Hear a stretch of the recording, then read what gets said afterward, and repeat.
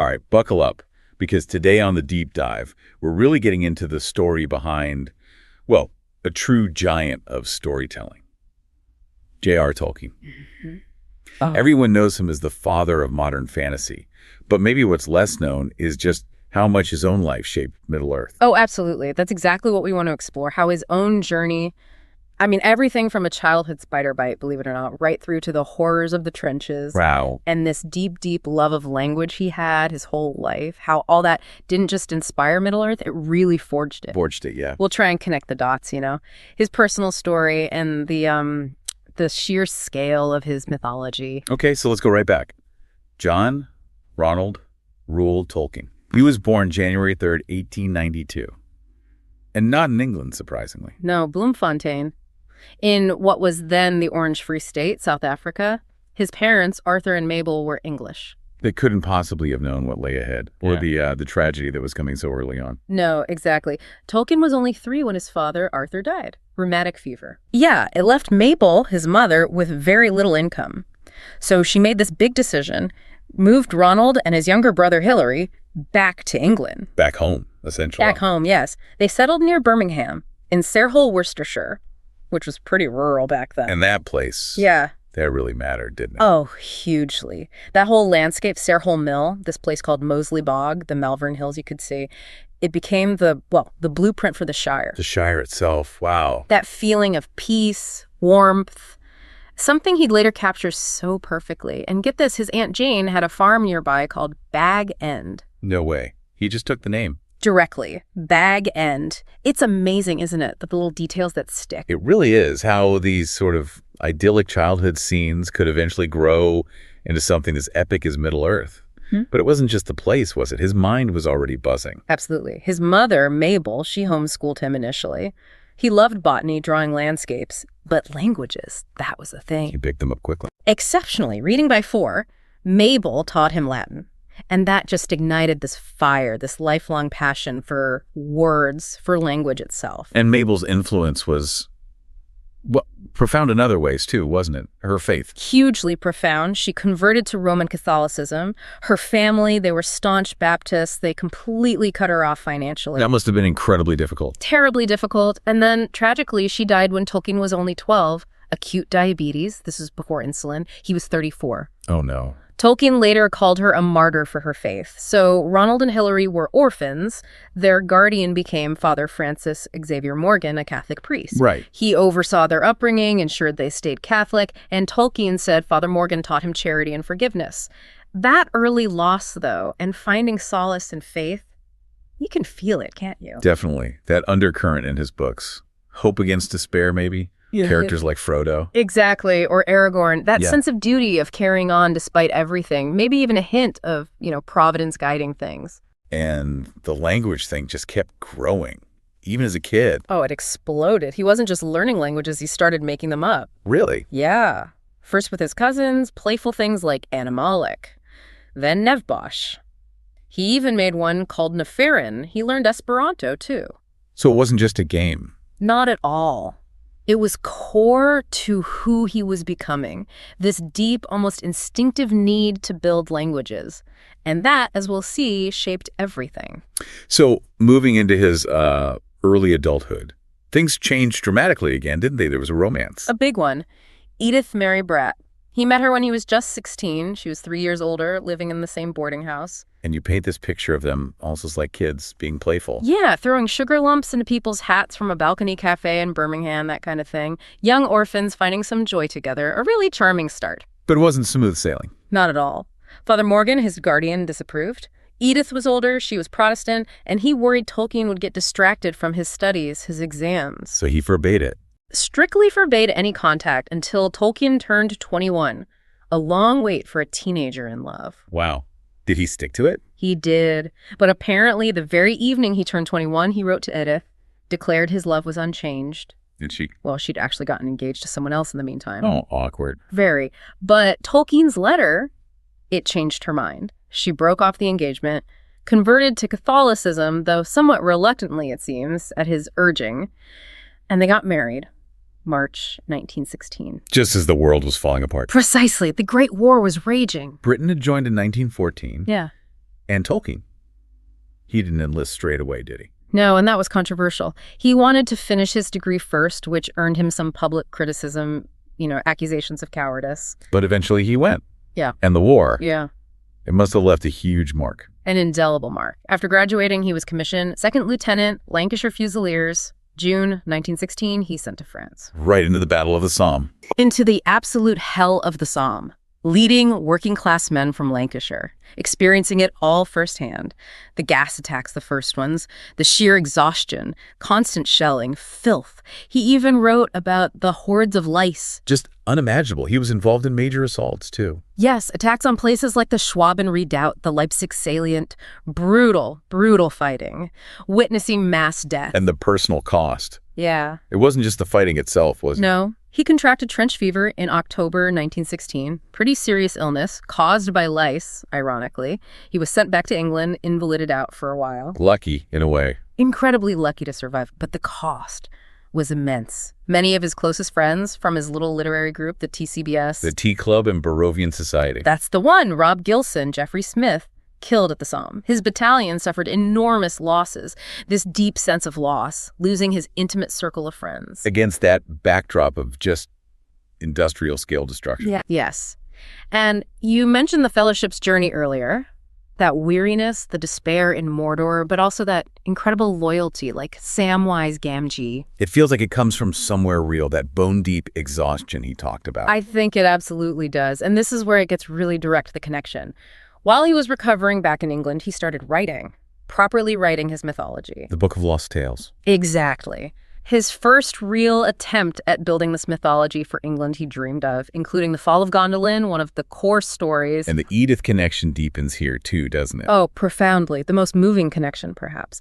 They were walking in a wood near Roos in Yorkshire, and Edith danced for him in a clearing filled with flowering hemlock. Beautiful image. And that single moment, it became the absolute core, the genesis of the Beren and Luthien story. His great love story within the mythology. The mortal man and the immortal elf maiden. Edith was Luthien for him. It's just incredibly powerful how love, loss, war, friendship, it all poured directly into creating Middle-earth. It really grounds it, doesn't it? It takes it beyond just fantasy. Yeah. And just quickly, before we move on from that era, his views during the next war are important too. Very important. He was apparently considered for code-breaking work leading up to World War II. Shows his linguistic skill was recognized. Definitely. But more significantly, he was strongly anti-racist throughout his life. He explicitly condemned Nazi racial theories. He even pushed back against crude anti-German propaganda during the war. So any simplistic readings of race in his work, they miss that context. They absolutely do. His personal stance was clear and principled. Okay, so the war ends, he survives, and he turns to academia. Yes, a distinguished career ahead of him. His first proper job after the army was at the Oxford English Dictionary. The OED. Working on words of Germanic origin. Apparently, he really wrestled with the word walrus, its history, its etymology. You can imagine him getting lost in that. Completely. And his passion for language just propelled him upwards. Reader, then professor of English language at Leeds, then back to Oxford as the Rawlinson and Bosworth Professor of Anglo-Saxon. A major share. Hugely respected, teaching Old English, Gothic, Old Icelandic, medieval Welsh, deep philology. But it wasn't just dry academia for him. No. He had this core belief. Language and mythology are intrinsically linked. He famously said something like, your language construction will breed a mythology. So the language itself suggests the story. Exactly. The sounds, the feel, the history embedded in the words. It generates a world. Which brings us to Beowulf. Ah, yes. Hugely influential for him. And he, in turn, hugely influenced how we see Beowulf. Here's his famous lecture. 1936, Beowulf. The monsters and the critics, it was revolutionary. Before him, scholars often treated it more as, a historical document, maybe a bit primitive. And the monsters were seen as childish. Almost embarrassing, yeah. Tolkien argued passionately that, no, the monsters, Grendel, his mother, the dragon, they're absolutely central. They represent fundamental struggles, the human condition, our destiny. He championed the poem's artistry. And changed the field. Completely changed how Beowulf was read and taught. And apparently the way he delivered lectures on it was something else. How so? His biographer, Humphrey Carpenter, tells this story. Tolkien would walk in, silent. stare intensely at the students. Then suddenly, boom, out the opening lines in Old English. Wheat. Like an ancient scop. Exactly, bringing it alive, making them feel the power, the drama. W.H. Auden, who was one of his students. The poet. Yes. Auden later said, the voice was the voice of Gandalf. Wow, that perfectly captures it, doesn't it? The scholar and the storyteller were the same person. Utterly intertwined, his academic work fueled his creative work, and vice versa. And this deep linguistic skill, it wasn't just for analyzing old texts. He was building his own. Building entire languages. Quenya and Sindarin, the main Elvish tongues. They weren't just lists of words. They had grammar, history, internal logic. He crafted them for their phonesthetics. Their sound. The sheer beauty of how they sounded. He drew inspiration from languages he loved, Latin, Finnish, Welsh, Greek. For Tolkien, often the languages came first. And the world grew around them. The stories emerged from the linguistic soil, you could say. Which leads us to the big ones. The Hobbit first. Right. Started as a story for his kids. Just sort of appeared, that famous first line about the hobbit hole. In a hole in the ground there lived a hobbit. That's the one. A former student passed it to someone at the publishers George Allen and Unwin. They gave it to the chairman's 10-year-old son to read. Smart move. The boy loved it. So it got published in 1937, huge success. And immediately they asked for the sequel. A sequel. More about hobbits, they said. Which wasn't quite what Tolkien had in mind initially. No. He wanted to publish his deeper mythology, the Silmarillion, but the sequel, that became The Lord of the Rings. A rather different beast. Oh, completely. It took him over a decade to write, mostly while he was at Pembroke College, Oxford. It grew and grew, becoming much darker, more adult, more serious. Drawing on all that background mythology he'd been building for years. Exactly. All that Silmarillion material fed into it. He had help, too, from his friends. The Inklings. The Inklings, yeah. Especially C.S. Lewis. They'd meet, read chapters aloud, critique each other's work. Lewis was a huge encourager for Tolkien to finish The Lord of the Rings. It's amazing how these informal groups can be so crucial. But he wrote other things too, didn't he? Not just the epics. Oh, definitely. He had this lovely tradition of writing and illustrating letters from Father Christmas to his children every year. That's charming. Really detailed, with stories about the North Pole, polar bears, wonderful stuff.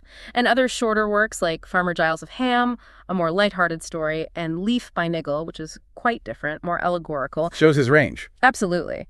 But the Silmarillion, that remained the great unfinished project during his lifetime. He desperately wanted it published. But it didn't happen. No, it was complex, dense. Maybe publishers didn't know what to do with it. After Tolkien died, his son, Christopher, took on a massive task. An absolutely monumental task. He became his father's literary executor. He spent years painstakingly sorting through mountains of notes, drafts, often contradictory versions. It must have been overwhelming. Unimaginable. But he did it. He edited and compiled the Silmarillion, finally published in 1977, then Unfinished Tales, and the multi-volume history of Middle-earth. Which really opened up the sheer scale of his father's creation. It allowed us to see the full depth, the decades of thought, the evolution of the legends. Christopher's work was incredible. We also got to see more of Tolkien's own artwork through these publications, too. He illustrated his own work. Yes, quite beautifully. Many early editions featured his drawings and cover designs. He had a real visual sense of his world, too. So Tolkien retires in 1959, and that's when the fame really explodes, isn't it? Ironically, yes. Just as he's seeking a quieter life. The Lord of the Rings, especially with the paperback editions in the mid-60s, just took off like wildfire. Became a counterculture phenomenon almost. It did, much to his bemusement. He wasn't keen on being a cult figure, but the impact was undeniable. C.S. Lewis even nominated him for the Nobel Prize in Literature in 1961. Did he win? No, he didn't. But the nomination itself shows the literary weight he carried even then. And the legacy since. It's hard to overstate. Colossal. The Hobbit and The Lord of the Rings didn't just boost the fantasy genre, they essentially created the template for modern epic fantasy. An avalanche, as you said earlier. An avalanche of books followed, trying to capture some of that magic. He truly is the father of modern fantasy literature. And the books themselves, they just endure. Consistently voted among the best-loved novels ever written, worldwide. And the influence goes way beyond books. Oh, everywhere. Music-dedicated groups like the Tolkien Ensemble, who set his poems to music. Games, countless board games, video games, role-playing games owe a huge debt to Middle-earth. Academia, too. Absolutely. Tolkien studies is a whole field. Scholars like Tom Shippey arguing he's the most important author of the 20th century. Even real-world names. Like what? Mountains and plains on Saturn's moon Titan are named after places in Middle-earth. There are insects, streets. His world has literally mapped onto ours in small ways. And then there are the adaptations. Films, TV. A whole other journey. Tolkien himself was apparently somewhat open to others interpreting his work, though he had strong opinions on early attempts. He had those early animated versions. Ralph Bakshi's ambitious, unfinished Lord of the Rings, the Rankin-Bass Hobbit, and Return of the King, very much of their time. And then Peter Jackson. Which was just a game changer. Those live-action trilogies, first Lord of the Rings, then The Hobbit. Phenomenally successful, brought Middle-earth to a massive global audience in a new way. And now we have the Rings of Power series, exploring the Second Age. Exactly. It just shows his world keeps inspiring, new creators, new interpretations, finding new stories within that vast legendarium. It lives on. Beyond the fame, the books. What about Tolkien the man, his core beliefs? Well, his Catholicism was central, deeply devout. It informed his worldview, subtly shaped the themes of his writing, good versus evil, sacrifice, pity, redemption. It was also key in C.S. Lewis's journey back to Christianity. They were close friends. Very close, though they had their differences too. Tolkien had a particular devotion to the Blessed Sacrament, and as we mentioned, strong anti-racist views, quite progressive for his era, plus this growing love for nature. And foreshadowing conservationism. You could definitely read it that way. The destruction of Isengard, the Ents. There's a deep sense of loss when nature is despoiled. So how did his own story end? Edith died first in 1971. He missed her terribly. He moved back to Oxford. Merton College gave him rooms. He received honors, a CBE from the Queen, an honorary doctorate, recognition of his immense contribution. And he passed away. In 1973, he was buried with Edith. And on their gravestone, beneath their names, are two others. Byrne. And Luthien. Wow. Bringing it full circle. The ultimate testament to their love story, woven into the very fabric of the mythology he created. What an incredible life, an incredible journey. Tolkien didn't just write stories, did he? It feels like he lived them first somehow. He absolutely did. He breathed life into languages, into histories, into entire worlds, but they were all rooted so deeply in his own life, in love, in devastating loss, in friendship, and in this profound connection to language itself. It really shows how our own stories, our personal narratives, can become something, well, something universal. Exactly. And maybe that leaves us and you listening with a thought to mull over. Think about your own found sources, you know, your own history, your passions, the things you've struggled with, maybe even just quiet observations you've made. Our own raw material. Precisely. Could that be the stuff of your own unexpected creations? What hidden legendarium, what untold story might just be waiting to be forged from the details of your own life?